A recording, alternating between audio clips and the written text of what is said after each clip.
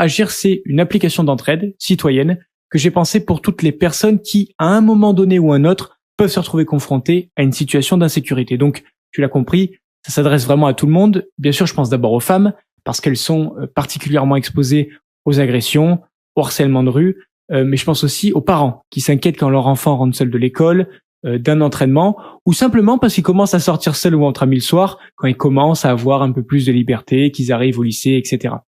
C'est aussi super utile pour les étudiants, ça on l'a tous vécu, quand on rentre seul après une soirée ou de boîte. En fait, Agir, c'est pour n'importe qui à la fois a besoin de se sentir entouré et surtout de pouvoir être protégé si à un moment donné, il est en danger. Donc si je devais résumer l'appli en une phrase, Agir, c'est un moyen simple de plus jamais être seul face au danger. Quelles sont les fonctionnalités principales de l'application ? Alors l'idée, c'était vraiment de créer quelque chose de simple et d'ultra rapide à utiliser en cas de danger. Donc la fonctionnalité principale, c'est l'alerte. Tu peux l'envoyer en appuyant simplement sur un bouton dans l'appli ou même directement depuis le widget. Le widget, c'est une extension qu'on a tous sur nos téléphones. Que vous ayez un Android ou un Apple, ça change pas, c'est la même chose. Et en fait, le widget vous permet de faire une alerte sans ouvrir l'application. Ça, c'est la première chose.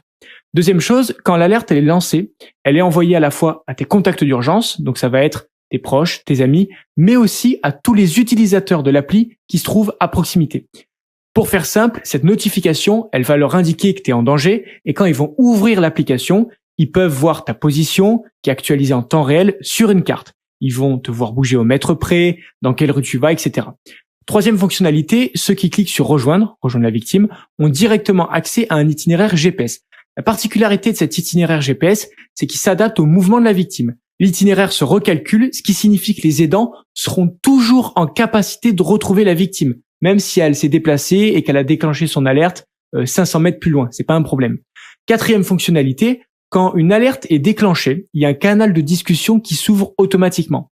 Il regroupe à la fois la victime, ses contacts d'urgence et les utilisateurs qui sont à proximité, pour que tout le monde puisse communiquer, s'organiser et surtout intervenir pour aider la victime. Ils peuvent s'envoyer des messages écrits, vocaux ou photos, en fait tout ce qu'il faut pour que l'entraide elle soit la plus efficace possible.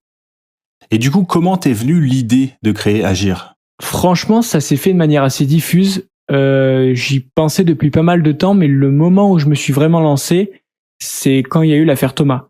En fait, on s'est tellement habitué à entendre parler d'agression, d'attaque, de drame qu'on finit par croire que c'est la norme, alors que ça l'est pas du tout. Et dans cette histoire-là, moi, ce qui m'a marqué, c'est que j'ai un ami d'enfance qui est rugbyman. Et en fait, quand j'ai vu Thomas à la télé, j'ai visualisé mon pote